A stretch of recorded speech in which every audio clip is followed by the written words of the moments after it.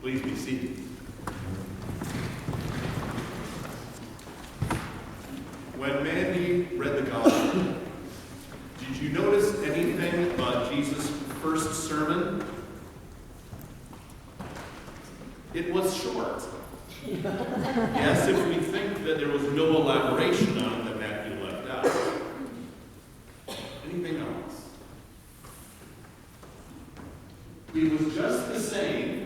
It was just the same as John the Baptist's message. Repent, for the kingdom of heaven is at hand. It has come near, excuse me. And the Greek translates either way. He started off with the foundation that he had received. He also realized something about us. In doing so, we benefit from hearing stuff more than once. Repetition helps you and me learn. Some of you know the old adage about communication, which I think I first heard at St. Peter's. Tell them what you're going to say, then say it, and then tell them what you just told them. As I've said before, it's not for nothing that Jesus at the Last Supper said, "Do this in remembrance of me." We need reminding, and Christ knows that. I thought of that on a larger scale in our world when I read in Thursday's Chicago Tribune about the approval given by our Department of Interior for the right-of-way, allowing the Keystone XL oil sands pipeline to be built across federal land. It covers 46 miles of the lined route across land in Montana, which is controlled by 2 federal agencies. It's going to be 1,200 miles long. It will be crossing a lot of rivers. And it would transport up to 830,000 barrels of crude oil daily from Western Canada to terminals on the Gulf Coast. First proposed in 2008, the pipeline has become emblematic of the struggle between economic development and the curbing of fossil fuel emissions that are causing climate change.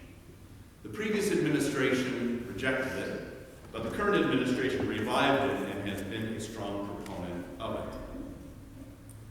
And then in Friday's paper, the administration ended federal protection for many of our nation's millions of miles of streams, arroyos, and wetlands. Quote, a sweeping environmental rollback that could leave the waterways more vulnerable to pollution from development industry and farms. The policy change narrows the types of waterways that qualify for federal protection under the Clean Water Act. End quote. Well, I'm grateful for the reminders, urgent reminders, from people like Greta Thunberg and the United Nations Climate Report from just last fall, which say developed nations must repent. Yes, repent, like Jesus preached. For a long time, I took that word from John and Jesus to be personal repentance. And yes, it does mean that. How can you or I meet Jesus and embrace Jesus if we're facing the wrong way? There's a need to turn around to meet him, and that's repentance. And that's pretty much the only way I thought of it for some years. But for today, especially, I dug into the Greek of the passage. And you know what? When John and Jesus said repent, it is in second person plural. Second person plural. Getting back into our English grammar, you know what that means. Actually, I learned it more in French grammar. The message to repent is not just to you, but to you all. It's plural. Peoples are to turn. Just as in Matthew 25, it says, the nations will gather before God's throne for judgment. Well, during this research, my Harold Moulton Analytical Greek Lexicon Revised also gave some extra words about repentance. Here you go. Quote, to undergo a change in frame of mind and feeling.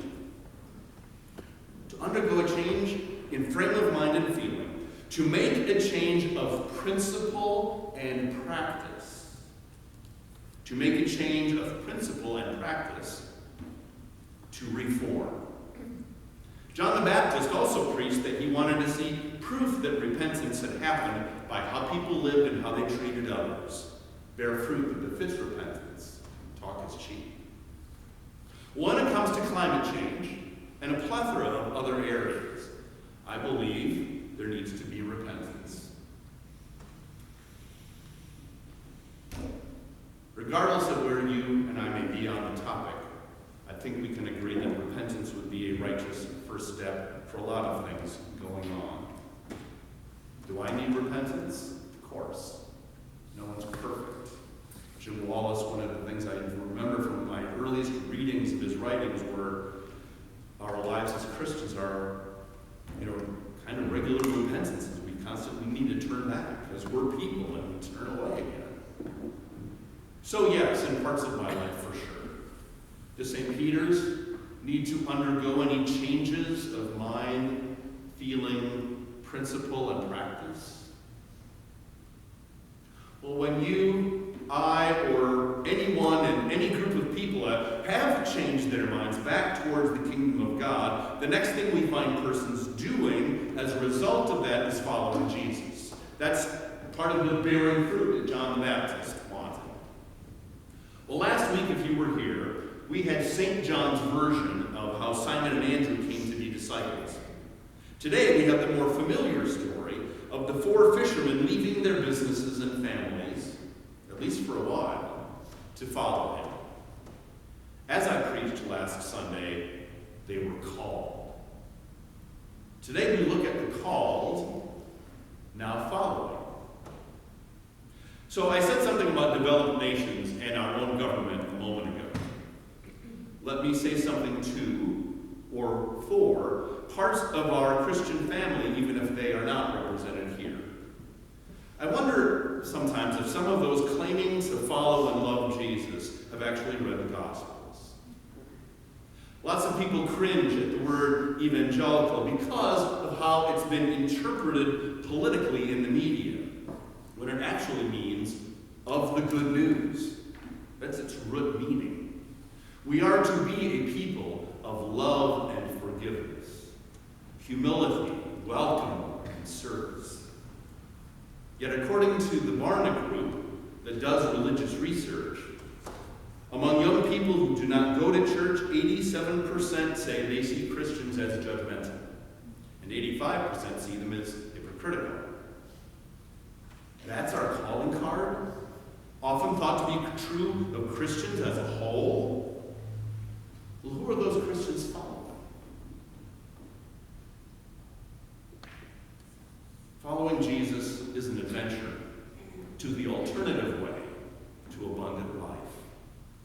Following Jesus is the way of self-emptying, as the Son of God became a human, to end up serving the world by his suffering and death on the cross.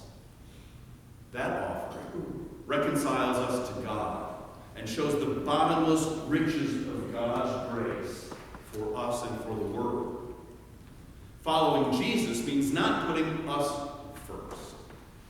It means turning to him in trust, and that's not always easy. Turning to him in trust and doing our best for God, our neighbors, and the human family. Following Jesus is risky. It can be scary. It is the way to the life that really is life. Psalm 27, one of my favorites, begins with the affirmation, "The Lord is my light and my salvation. Whom shall I fear? The Lord is the stronghold of my life. Of whom shall I be afraid?" The psalmist, it turns out, has reason to be intimidated, but he puts his trust, his faith, in God. He trusts the Lord more than he trusts in his fear. When you or I are at a point where following Jesus is clearly a choice, yes or no, we might ask ourselves, do I trust Christ more or my fear more? Do I trust God's love more or my uncertainties more? And I know often those choices are not clear. All the same, Reclaiming faith is good for any church or Christian facing difficult choices when the Christ choice seems clear but still frightening. It's good for public servants of faith when they weigh moral quandaries vis-a-vis their partisan or personal gain dilemmas. What does their faith say? What does Jesus say? Following Jesus is often countercultural in the best way possible. But no one, including Jesus, says it's easy. Repent. Follow. Fish. For people. This is what Jesus said he was calling Simon and Andrew to do with him. Follow me, and I will make you fish for people. Now the words, I will make you, do not sound all that inviting. But they follow all the same. We know Jesus meant that he wanted them to help him build a movement by recruiting others to it. They would not be alone, and neither would Jesus. They would eventually become apostles, those who are sent out once the day of Pentecost came, and as Paul later did, they'd spread the good news of the forgiveness, the rule, and the grace of God which is for all people. Do you see yourself as a person fisher? Is this church a training ground for person fishers? Because it's easy to presume Jesus wants those who follow him to also fish for people, particularly in our era when those who claim no affiliation with religion, those who claim to have no belief in God, are increasing rather rapidly, and that 87% of us, their main picture of Christians is their judgment. And before you say, fishing for people, that's not me, please listen a little while longer. Well, what do fisher folk have to do? They have to go out. Whether it's to the creek, the lake, or whatever the body of water is, whether you're on a dock or a boat, those who fish cannot do it at home. It reminds me of the Great Commission at the close of the Gospel. Go, therefore, and make disciples of all nations. So how do you and I and St. Peter's fish for people? How do we spread the good word and invite others to the Jesus movement? There are a lot of books and DVDs and YouTube videos on possible ways. When I went to seminary, my professor for the class, the pastor as evangelist, had us read books which focused a good bit on door-knocking programs. There are places and times that will work all right. But although that bears some discussion, but it's not generally our style, I'm open to your ideas about that.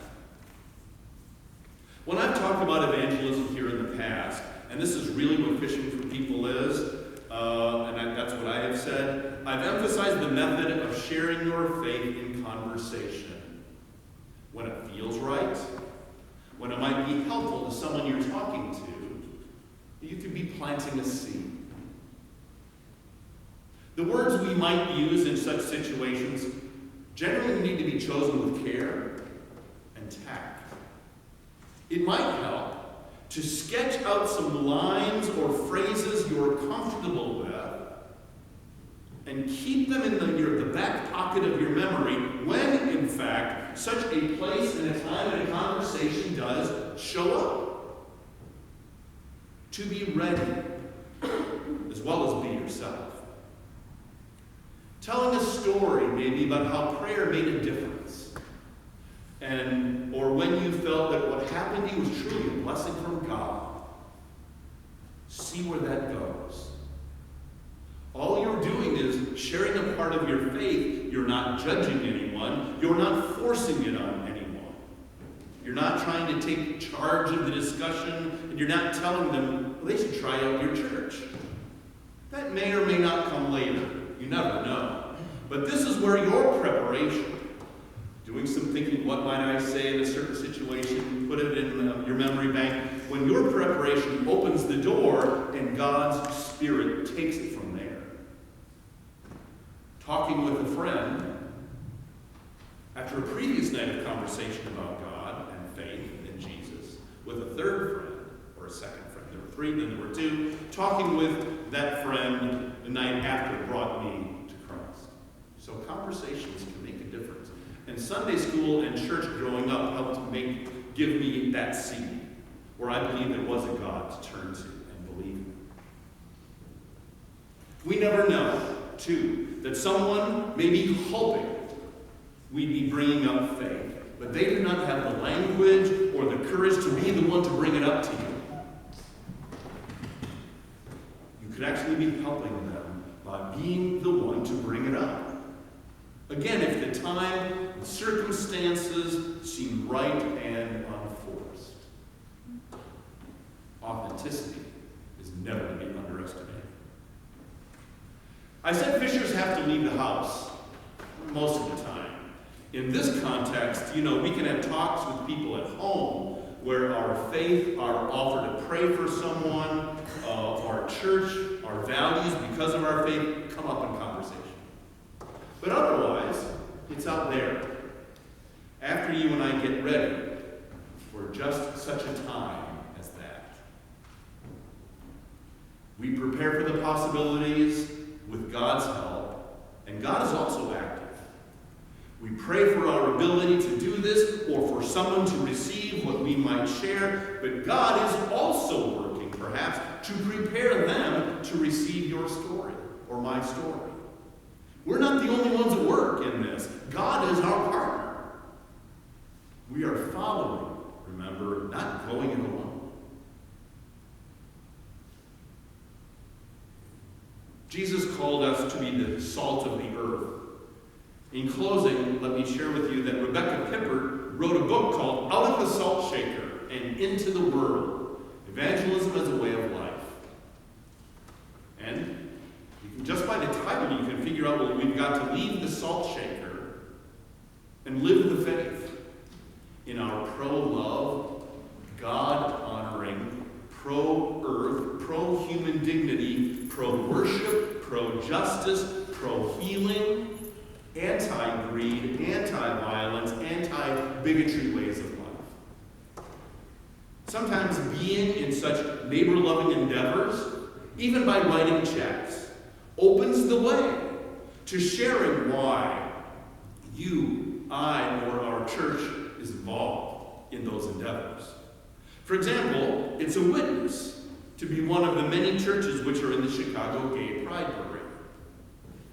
Another setting, parents who meet in PTOs find out that you bring your kids to Sunday school every week. That's a witness and a conversation starter.